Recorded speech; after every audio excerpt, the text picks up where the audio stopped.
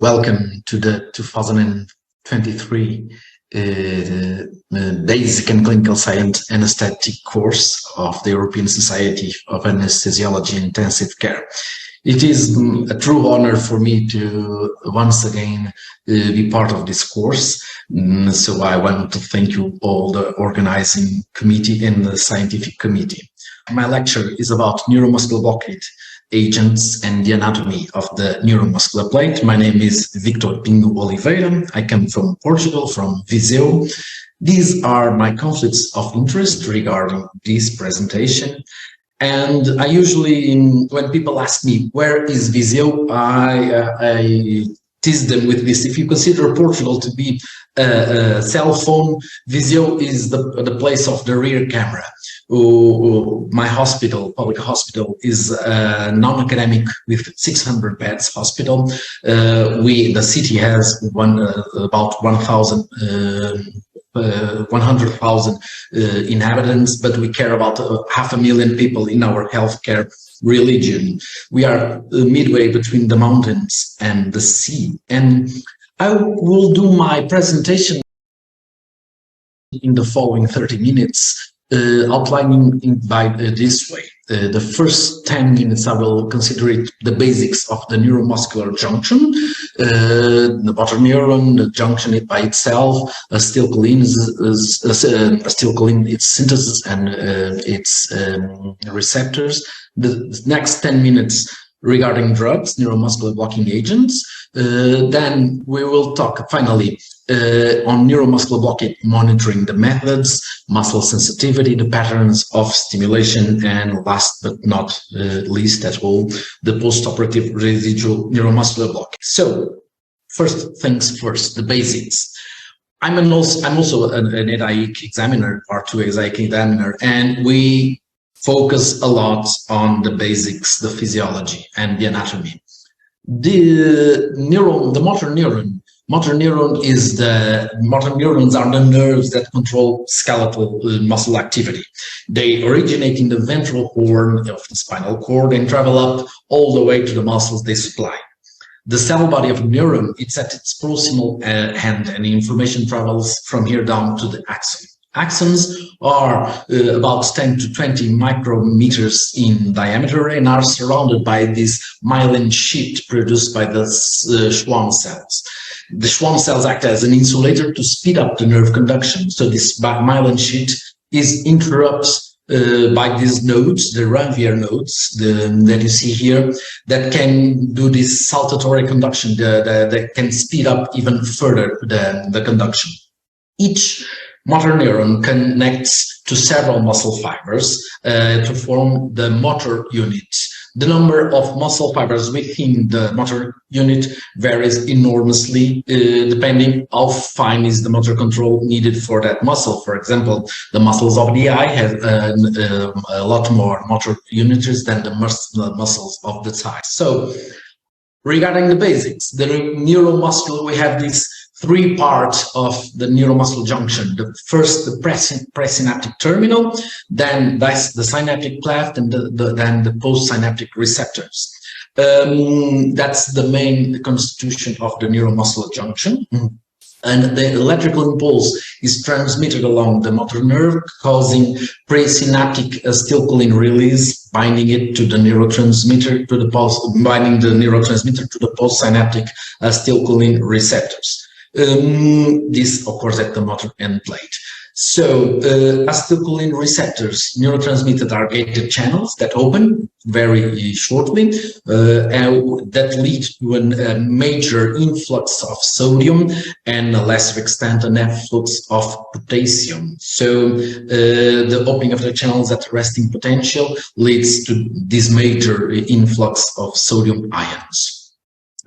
Digging it a little more inside, the presynaptic terminal is composed of the Schwann cells. The Schwann cells are cells that serve a structural function. They are very important for the nerve homeostasis, the maintenance of the neuronal homeostasis. They produce dystrophic factors, In addition, the Schwann cells also provide stability, and they participate in the axon development and synaptic formation from the fetal state and throughout life. Schwann cells control the number of neuromuscular junctions and remove superfluous ones in presynaptic nerve terminals, especially during reinnervation, for instance, after a crush injury. The neuronal acetylcholine receptors, the presynaptic receptors, are pre-junctional nicotinic receptors. They have also 5 subunits. They have this positive feedback role. They inhibit when stimulated by non-depolarizing neuromuscular drugs. They inhibit acetylcholine mobilization. With depolarizing neuromuscular blocking drugs, they stimulate acetylcholine. And as you know, acetylcholine also is part of this presynaptic terminal. Acetylcholine is formed from acetyl-CoA and choline, derived from the pyruvate acetyl-CoA and the choline from extracellular fluid, and it's stored in 2 major pools: the reserve vesicles, 20% of it, and the ready releasable vesicles, most of it. So on the synaptic cleft, this narrow cleft that contains acetylcholinesterase, the proteases that will act on acetylcholine, they have this ionic site where it is bounded, and the stereotic site bounded to the serine group, and it is able of hydrolyze about 10,000 molecules per second of acetylcholine. The post-junctional, the third part of the neuromuscular junction, it's made up of folds and crests. In the folds, there are very high sensitivity of acetylcholine receptors. In the crests, there's the place where the voltage gate sodium channels exist. The acetylcholine receptors, the nicotinic receptors, very highly density on the folds. They are made of these polypeptide, 5 polypeptides that form an ion channel, and we have 2 types of them: the mature ones, junctional receptors, and the immature or fetal extrajunctional receptors. So the mature adult junctional, they are composed of 2 alpha, 1 beta, 1 gamma, and 1 epsilon subunit. They are highly conductive, and they open for a very short time open. By opposition, the immature fetal extrajunctional receptors, they have 1 gamma instead of an epsilon subunit. They are induced after upper or lower neuron injury, or after burns, or after sepsis. They are highly sensitive to succinylcholine, and they stay longer time open. So they promote an efflux of sodium, and this is the cause, the physiological cause of why we have cases of hyperkalemia when in these clinical situations, and burns and major crush, major trauma, because of this type of induced immature extrajunctional fetal receptors, acetylcholine receptors. So immature fetal extrajunctional receptors, just to get it more clear, they are produced, they are upregulated during upper or lower motor neuron defect, after prolonged chemical innervation, after direct muscle trauma, tumor inflammation, burns, thermal trauma, disease atrophy, or severe infection, and they are upregulated, increased on these situations. Moving on for the second part, drugs, neuromuscular blocking agents. When you see this lamp sign on my slides, that's a typical question that we examiners like to do to our candidates, to see how comprehensive and the knowledge is of the candidate. So when we ask which kind of mechanisms of neuromuscular blockade do you know, they most frequently only refer the fourth one, the last one, blocking acetylcholine receptors, but there are another kinds of mechanisms, like, for instance, preventing acetylcholine synthesis, preventing its release, or depleting acetylcholine stores. And the most important for clinical, for us anesthesiologists, is this one, by blocking it. So, but remember that we have drugs or toxins that also prevent neuromuscular blockade throughout these mechanisms. Another question that we like to pose is, what is for you the ideal neuromuscular blocking agent for you. And we kind of like the candidates that are organized, mentally organized, and they start telling the physical properties, the pharmacokinetic properties, and also the pharmacodynamic properties. So ideally, a neuromuscular agent physically should be cheap and water soluble, should have a long shelf life with no special storage requirements.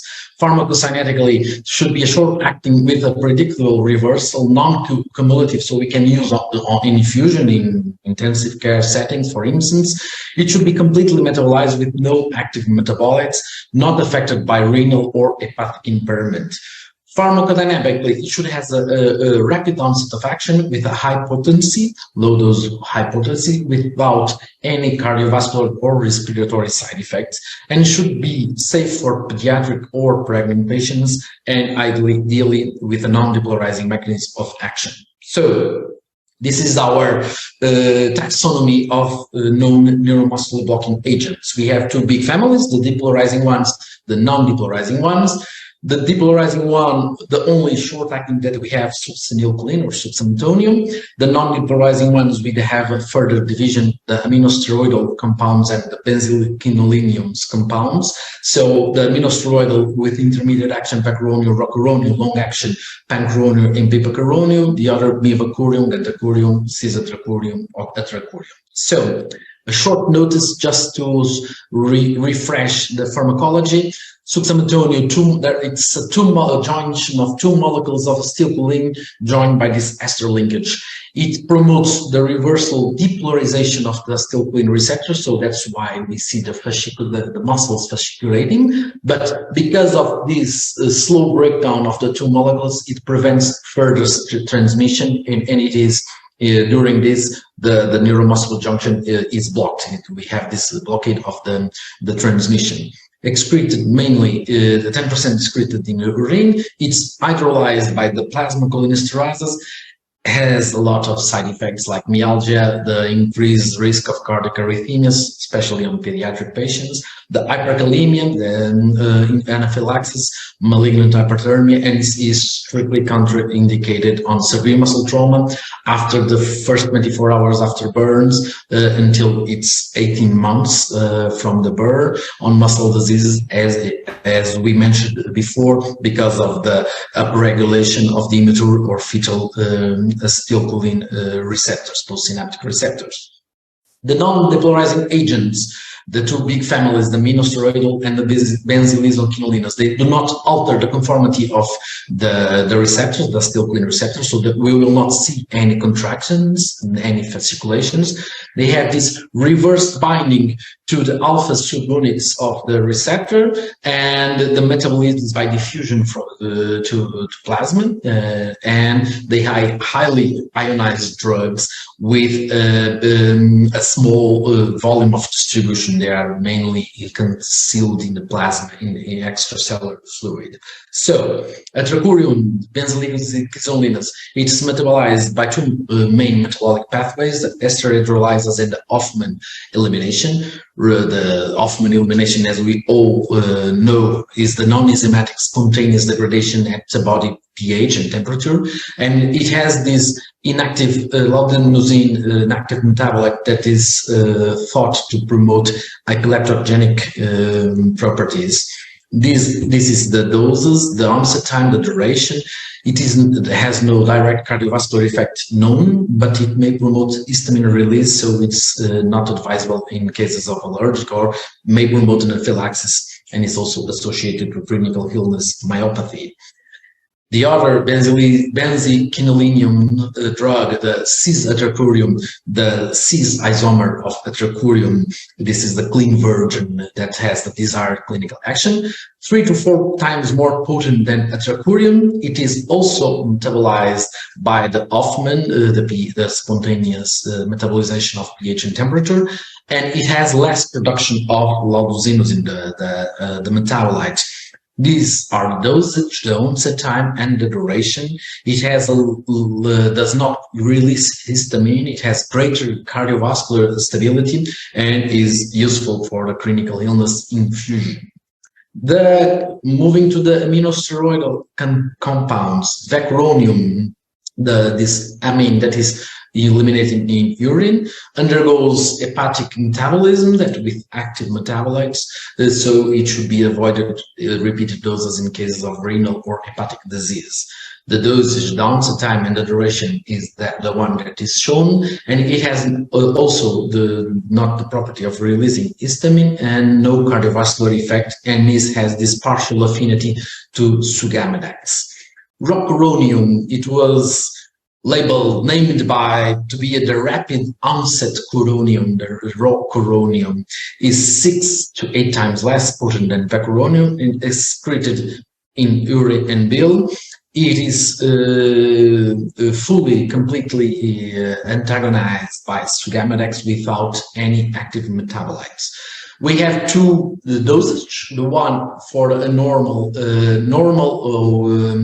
onset time to 0.6 milligrams per kilogram with this onset time, but if we need a rapid sequence induction, you can double the dose, and we have a shorter onset time, and we can have it used in the case of a rapid sequence induction. It has also minimal histamine release with mild valvulolytic properties. That's why we see the increase in the heart rate when we administer it. It is painful at injection, so patient must be unconscious, obviously, and useful also for critical illness infusion. We have these factors that affect the duration of the non-depolarizing neuromuscular drugs. Concomitant use of allogenates, isoflurane, the sevoflurane, the pH, also the acidosis affect the duration of non-depolarizing neuromuscular drugs, the temperature, the age, hypocalcemia, hypokalemia, renal or hepatic disease. We have the drugs, and we have also its reversal agents. The most ancient, inhibitors of the acetylcholinesterases, they neostigmine, hydrophonium, they inhibit the acetylcholinesterases. It prolongs the half-life of the acetylcholine, potentiating its effect and replacing the acetylcholine that increased in the synaptic cleft, replaces the non-depolarizing neuromuscular blocker. Block recovery must be established before administration of either neostigmine or hydrophonium, and it has muscarinic side effects because of this increase of acetylcholine. More recently, we have the cyclodextrins, the sugammadex. It's this toroid cylindrical structure with a lipophilic core and a hydrophilic tail that encapsulates rocuronium fully, and to a lesser extent also vecuronium in the plasma. And this complex of sugammadex and rocuronium is excreted in urine. Because of this mechanism of action, it has no muscarinic effect, but there are reports of increased prolongation of the QT interval and severe bradycardia reports in the use of sugammadex. Moving further to the third and last part of our talk, neuromuscular monitoring. Why is it so important? The first statement, neuromuscular monitoring should be used for all patients who receive neuromuscular blocking agents during anesthesia, either to guide the dosing of the neuromuscular blocking agents and its reversal, either to assess the degree of spontaneous recovery. So why should we monitor our patients? Because we use very dangerous drugs. We use them to facilitate endotracheal intubation. We use it to allow better mechanical ventilation.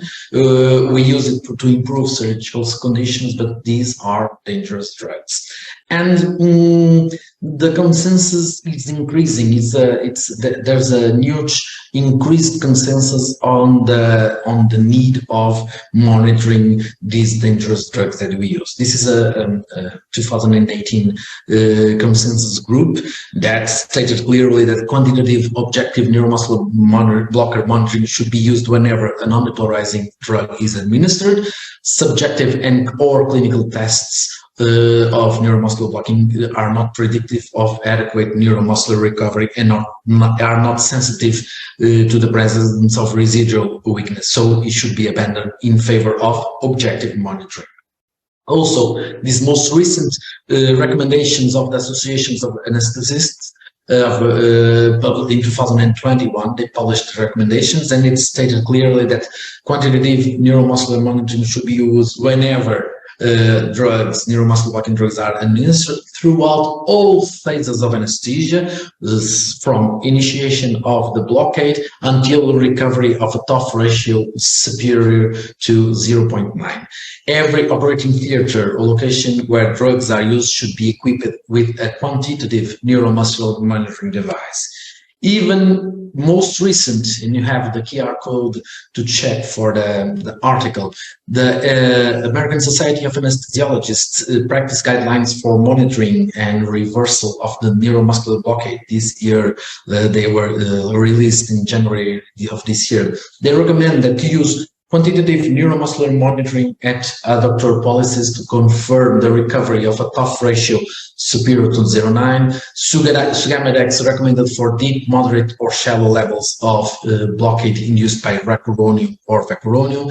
Neostigmine, it's a reasonable alternative for a minimal blockade that is between 0.4 to 0.9 of the TOF ratio.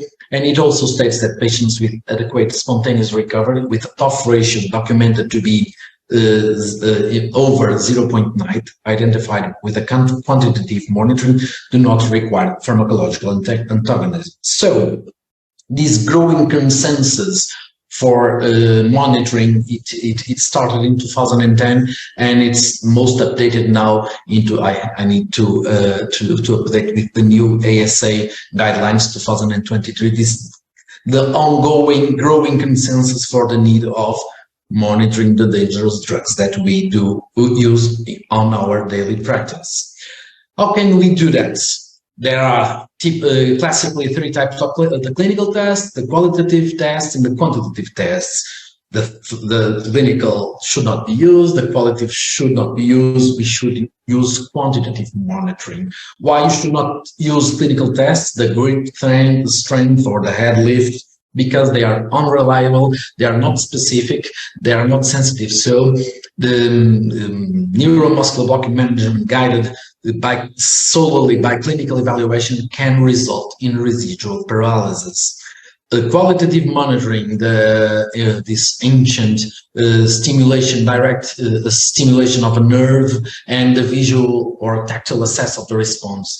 They are more reliable than the clinical tests, but very difficult to subjectively evaluate the difference between moderate levels of block or fade.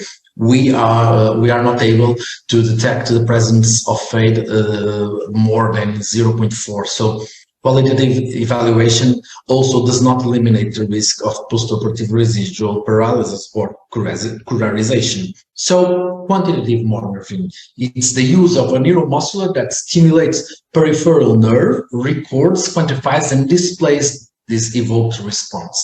There are a whole lot of techniques to do that high mechanomyography, electromyography, acceleromyography, lots of some of them are more on investigational ground. These are the most common types of monitoring techniques that we use. The mechanomyography, it's precise, reproducible, and it's considered to be the gold standard. But most recently, the acceleromyography is the most widely used technique, and it is being considered de facto the standard of care. There's another lamp sign because the acceleromyography uses the second law of motion of Newton, and if you say this to your examiner, you will surprise him, because we have the piezoelectric sensor that we know its mass. We measure the acceleration, so with this we can calculate the force. So the basis behind the acceleromyography is the second law of motion of Newton, and with that you can highlight your knowledge of physics applied to clinical settings. Moving on, where should we monitor the neuromuscular blockage? most typically, adductor pollicis muscle, the ulnar nerve, the adduction of thumb, we should set up the electrodes like the shown in this picture, with the negative more distally and the positive more proximally, yes. But also we can monitor it on the facial nerve, either on the orbicularis olli or the corrector supercilii, the eyebrows, the eyelid or the eyebrow, putting the electrodes like this one, the negative and the positive electrodes. Please be aware that the facial nerve, its recovery response of the muscles may not reflect the full degree of recovery of the other muscles. So if we only have available the facial nerve to monitor the neuromuscular blockade after surgery, we must, when we have ulnar nerve available, we should use it to confirm an adequate reversal before extubation. So whenever we need to use, for instance, in surgeries that we are not able to reach the limbs, we should not extubate the patients before confirm adequate reversal on the adductor pollicis. Also, posterior tibial nerve can also be monitored. It's also described to be a monitor in this setting, but if we are using a paralyzed limb, we should not perform it, because there is upregulation and an exaggeration of the ratio and underestimation. Just a little note on the differential muscle sensitivity to the blockade. The central muscles are more faster to be blocked, the larynx and the diaphragm, and more slower in the peripheral muscles. This is related to the increased blood flow and increased delivery to these muscles.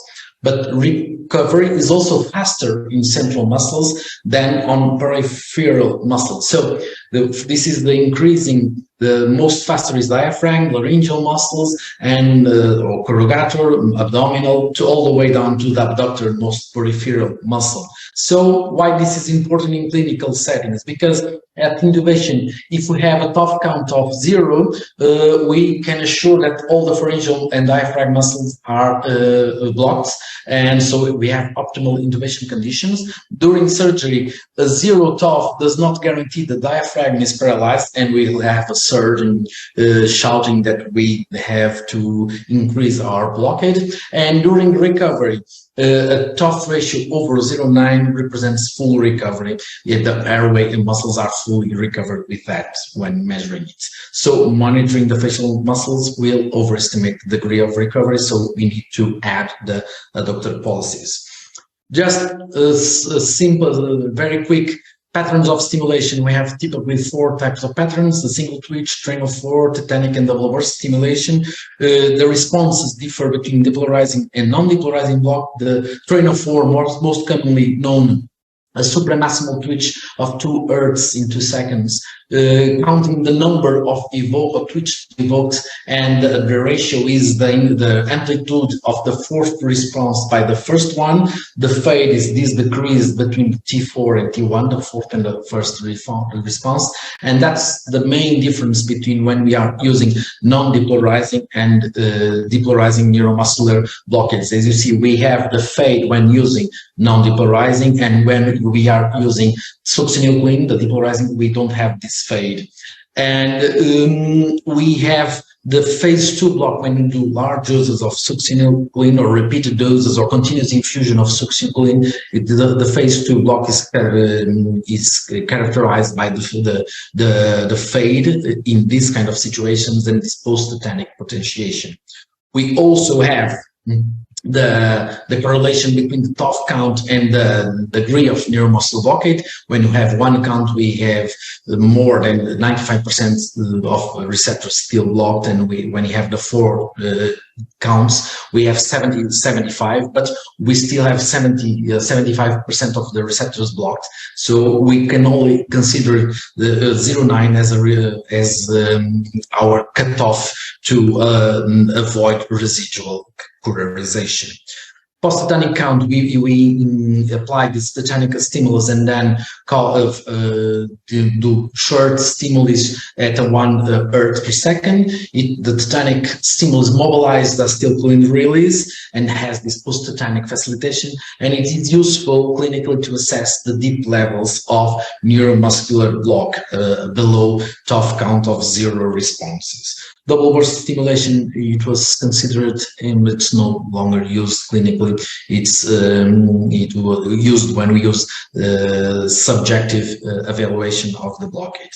Just a short notice on the incident of post-residual neuromuscular blockade. This is an article from 1979 that reported that the train of floor of less than 70% patients arrived at the recovery room, 30 patients, 42% of the patients arrived with less than 70% of the recovery. And we may think that the incidence would change with time. This most recent study from 2019, 40 years after that, the Viggy Morgensen study, and we can see that overall 65% still arrive at the recovery room with the TOF ratio below 0.9. So this is still a problem. This is still a pandemic that we must be aware of. So the clinical postoperative residual colorization is related to the increase of pulmonary complications, to the need of more oxygen requirements, more incidence of hypoxemia, more critical events, and also it is associated with obstruction of the upper airway. This is a very useful chart published in the anesthesia to guide us through the use of rocuronium by the differentiating what is the profound, the deep, and the moderate. And my take-home messages are these ones. The clinical tests for monitoring the neuromuscular block are insensitive, they are non-specific, and they are unsafe for detection of residual weakness. Objective monitoring documenting a TOF ratio above 0.9 is the only method to assure recovery of full muscular function, and postoperative residual blockade is associated with increased risk of aspiration, prolonged recovery room stay, hypoxemia, airway obstruction, and increased postoperative pulmonary complications. So these are my references, and this is a very interesting picture applying art with anesthesiology. So thank you for your attention. I will be at your disposal to answer your questions. I have this question. It's a true or false question regarding neuromuscular blocking monitoring. Does true or false qualitative evaluation ensures elimination of the risk of postoperative residual colorization? B, the celeromyography is based on the second Newton's law of motion, such that the force exerted by the thumb is proportional to the measure of acceleration, since mass doesn't change. True or false, neuromuscular monitoring should not be performed on a paralyzed limb due to the upregulation of acetylcholine receptors after the innervation and the variable exaggeration of the train of flow in paretic limbs. True or false, after neuromuscular blocking agent administration, the blockade occurs faster in the peripheral muscles than the central muscles? And true or false, objective monitoring documenting the TOF ratio above 0.9 is the only method to assure recovery of neuromuscular function? Thank you so much.